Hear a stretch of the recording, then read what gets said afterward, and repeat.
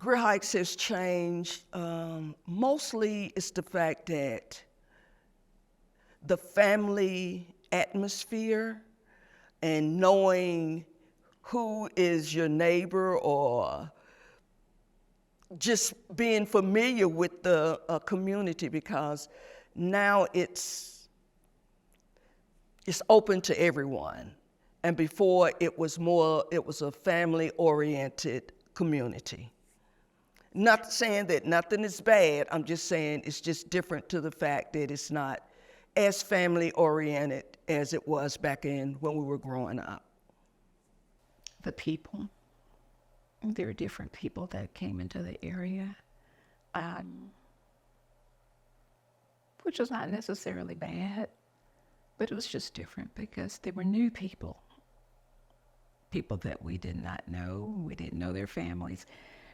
It was important to know families. And I found it interesting that I had grown up with a lot of people that were my family, but I didn't know that. So just those things. My brother Bam told me after I had moved to California, he said, "Though you come back home, you're not gonna know the place. It's changed just that much. New houses have been built all over the place. And a lot of new people moved in to Grier Heights, to Greertown. Because at that time it was Greertown. A lot of new people moved in from different parts of Charlotte and South Carolina, people from South, just tons of folks, you know. It has changed, obviously, by gentrification that has taken place. People who constantly drive into the community are beginning to see new home development, housing developments, and they see changes in that way.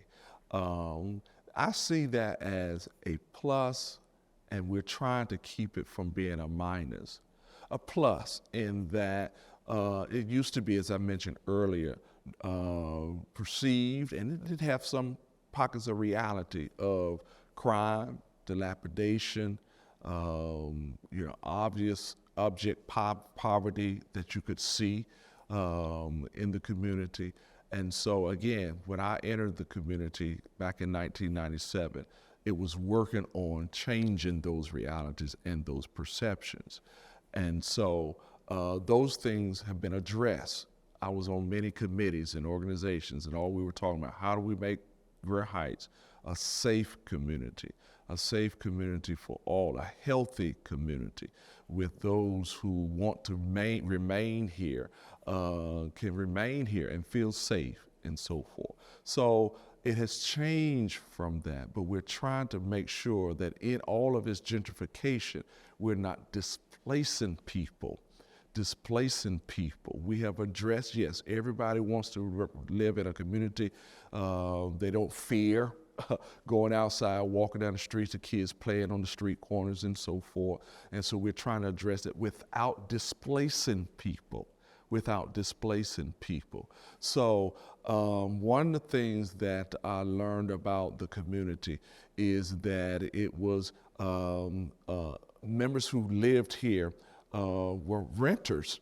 You know, it was over 80%, I want to say close to 90% rentals here, which then means they didn't own, which then means that those who now own are either evicting or displacing. There's a lot of land grab in this community. Those who own the land, and many of them don't live in the community, are now changing the housing that is on the community and displacing people. And so what I've been a part of, Crossroads Housing Development and Community Development, is trying to buy land. We have bought land and trying to buy land so that we can control what takes place on that land with communication with members of the community. What is the vision of the community so that we can help those who want to remain here remain here. At the same time, trying to make sure they live in a healthy community and a safe community.